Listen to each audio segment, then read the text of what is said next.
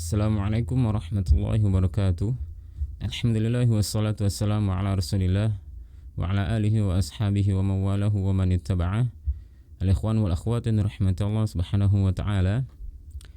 Masih dalam rangkaian pembahasan kesalahan-kesalahan yang sering kita ucapkan dalam saat kita membaca Al-Quran. Pada video sebelumnya saya sudah sebutkan kesalahan-kesalahan yang sering kita baca saat kita melafalkan alif. Kalau kalian belum nonton videonya, silahkan cek box deskripsi. Saya letakkan link videonya di situ. Dan kali ini saya akan menyebutkan kesalahan-kesalahan yang sering terjadi saat kita melafalkan huruf wawu mad dan ya'u mad. Dan sebelumnya akan saya sebutkan apakah itu wawu mad dan ya'u mad, dan apakah ada perbedaan antara wawu dengan wawu mad dan ya dengan ya'u mad. Pertama, dalam ilmu tajwid ada yang dinamakan dengan huruful maddi wal lin, yaitu huruf-huruf mad dan lin. Hurufnya ada 3. Yang pertama alif, sebelumnya fathah. Yang kedua wawu sukun, sebelumnya dhammah. Dan yang ketiga ya sukun, sebelumnya kasrah. Kenapa dinamakan huruf-huruf mad dan lin? Al-maddu secara bahasa artinya memanjangkan. Kemudian al-lin secara bahasa artinya lembut. Yang artinya saat kita membaca ketiga huruf ini, kita dapat memanjangkan suara kita. Kemudian saat kita melafalkannya, terasa sangat mudah, lembut, tidak ada tekanan. Contoh misalkan alif, sebelumnya fathah. Terdapat hamzah berharokat fathah, dan setelahnya alif kita dapat memanjangkan suara hamzah. Nah, suara yang manjang itu disebut suara alif. Kemudian ada hamzah suku, dhammah. Setelahnya wawu sukun, kita dapat panjangkan suaranya Kemudian ada ya sukun, sebelumnya hamzah berharokat kasroh, kita bisa panjangkan suaranya Dan ada juga yang dinamakan dengan 2 huruf lin, dan ini berbeda, yaitu ada wawu sukun dan ya sukun, sebelumnya fathah. Lalu apakah perbedaan antara wawu mad dengan wawu? Pertama, perbedaan dari segi makhrajnya. Kalau wawu mad, makhrajnya di al-jauf, sedangkan al-wawu makhrajnya di 2 bibir. Kemudian dari segi pengharokatannya, kalau wawu mad tidak bisa menerima harokat dan keadaannya hanya sukun, dan sebelumnya pasti berharokat dhammah. Sedangkan wawu bisa berharokat fathah, bisa dhammah, bisa kasroh. Kemudian perbedaan antara ya mad dengan ya. Pertama dari segi makhrajnya. Kalau ya mad, makhrajnya di al-jauf atau rongga. Kemudian ya makhrajnya di bagian pertengahan lidah.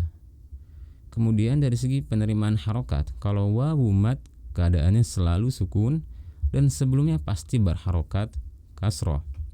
Sedangkan ya bisa menerima harokat seperti fathah, dhammah atau kasroh. Itulah perbedaan antara wawu mad dan ya mad dengan wawu dan ya. Kembali ke kesalahan-kesalahan yang mungkin sering kita lafalkan saat kita melafalkan huruf wawu mad dan ya mad. Kita mulai dari wawu mad. Kesalahan pertama yang mungkin sering kita lafalkan atau kita baca saat kita membaca wawu mad ialah tidak memajukan kedua bibir saat kita melafalkannya. Contoh pada kata ta'malun. Perhatikan bibir saya, ta'malun. Dan ini sering terjadi dan banyak yang membacanya dengan cara seperti itu.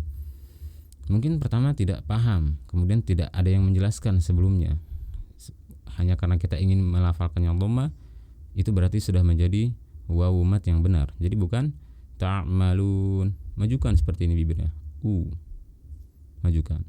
Ta'malun.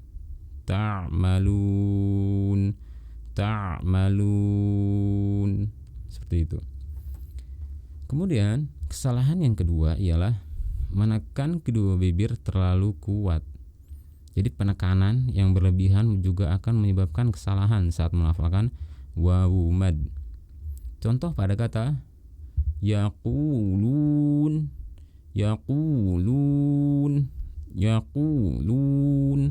bisa kita dengar bahwasanya suaranya terdengar berat dan pengucapannya pun menyulitkan. Oleh karena itu, tidak perlu menekan kedua bibir dengan terlalu kuat. Cukup dimajukan dan membentuk bulatan. Yaqulun, yaqulun, seperti itu.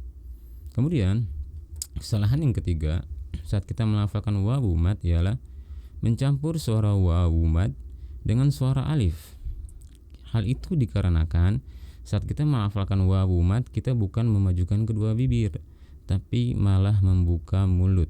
Kita jauhkan rahang atas dan rahang bawah kita, dan itu menyebabkan suara wawu mad tercampur dengan suara alif. Contoh misalkan pada kata kana, kana, kana, bukan diturunkan rahang bawahnya, tapi bibirnya dimajukan. Seperti ini. Kanu, kanu, kanu. Jangan diturunkan rahangnya, cukup kedua bibir yang dimajukan. Baik. Kesalahan yang berikutnya ialah mencampur suara wawu mad dengan suara ya. Seperti ini suaranya. Contoh pada kata yuqinun, yuqinun. Bisa kita dengar suaranya yuqinun, you. Saya tidak pernah mendengar yang seperti ini di antara orang Indonesia, tapi orang-orang Turki yang biasanya orang awam yang belum pernah mempelajari cara baca Al-Quran secara menyeluruh, mereka ketika mendapati huruf wawu mad melafalkannya dengan cara seperti itu, you.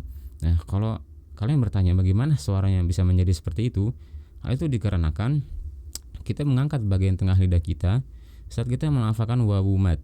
Jadi diangkat suaranya. Jadi saat suara kita alirkan ke depan, karena bagian tengah lidah terangkat, suaranya menabrak bagian tengah lidah, dan saat keluar dari mulut terdengar seperti ini, you, yang seharusnya you menjadi you.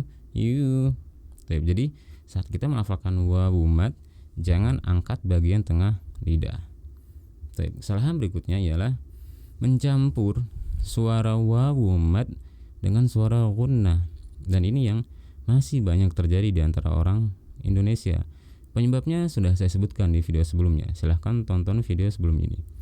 Jadi usahakan saat kita membaca Al-Quran di semua huruf hijaiyah kecuali gunnah untuk mengeluarkan suaranya melalui mulut. Jadi jangan tekan di hidung, tapi tekan di mulut kita. Tekan suaranya di mulut dan suara akan keluar melalui mulut. Contoh misalkan pada kata al-zalimun, jangan seperti ini, al-zalimun,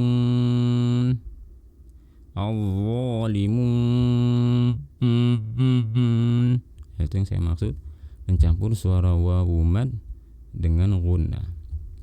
Berikutnya, kesalahan-kesalahan yang sering terjadi saat kita melafalkan ya umad.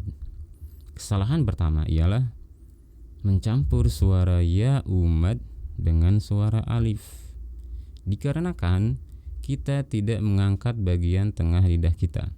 Jadi saat kita ingin melafalkan ya umad, kita harus mengangkat bagian tengah lidah kita. Seperti ini suara ya umad yang tercampur dengan suara alif. Contoh pada kata nasta'in,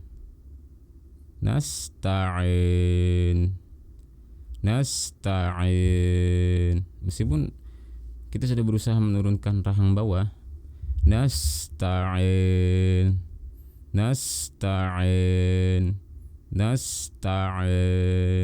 suaranya tidak seperti ya umad.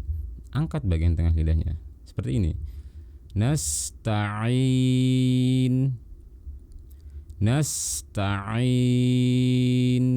seperti itu. Kemudian kesalahan berikutnya saat kita melafalkan ya umad ialah kita menekan bagian tengah lidah terlalu kuat atau berlebihan dalam menekan bagian tengah lidah. Contoh pada kata al-mustaqim, al-mustaqim, al-mustaqim. Ya, Dari suaranya saja sudah terdengar berat. Bagaimana melafalkannya? Sangat mempersulit dan sangat menyulitkan pelafalan seperti itu. Jadi tidak perlu mengangkat lidah terlalu berlebihan atau tidak perlu menekan bagian tengah lidah kita terlalu kuat. Biasa saja angkat. Al-mustaqim, al-mustaqim, al-mustaqim. Jadi tidak perlu ditekan terlalu berlebihan. Kesalahan berikutnya saat kita melafalkan huruf ya umad ialah mencampur suara ya umad dengan suara gunnah. Artinya saat kita melafalkan huruf ya umad, kita mengeluarkan atau mengalirkan suaranya melalui rongga hidung kita, sama saat kita melafalkan seperti wawu mad. Jadi jangan melafalkan huruf ya umad melalui rongga hidung, karena setiap keluaran yang dialirkan melalui rongga hidung disebut dengan gunnah, karena makhraj untuk gunnah ialah rongga hidung. Jadi tekan suaranya di mulut kita. Kita tekan semaksimal mungkin agar suara tidak mengalir ke rongga hidung, tapi mengalir ke mulut kita. Contoh pada kata al-alamin, al-alamin. Suaranya jadi seperti itu jika kita mengalirkannya melalui rongga hidung. Jadi jangan di rongga hidung, di mulut. Seperti ini. Al-alamin, al-alamin, bukan al-alamin. Baik. Itulah beberapa kesalahan yang mungkin sering kita baca saat kita membaca Al-Quran. Mudah-mudahan penjelasan ini bermanfaat dan membantu kalian jika kalian ingin membenarkan bacaan Al-Quran kalian. Biidznillah ta'ala. Dan jangan lupa share video ini jika bermanfaat. Kalau ada pertanyaan silahkan tulis di kolom komentar. Wallahu ta'ala a'lam. Sallallahu wasallam ala nabiyyina Muhammad wa ala alihi wa ashabihi ajma'in. Assalamualaikum warahmatullahi wabarakatuh.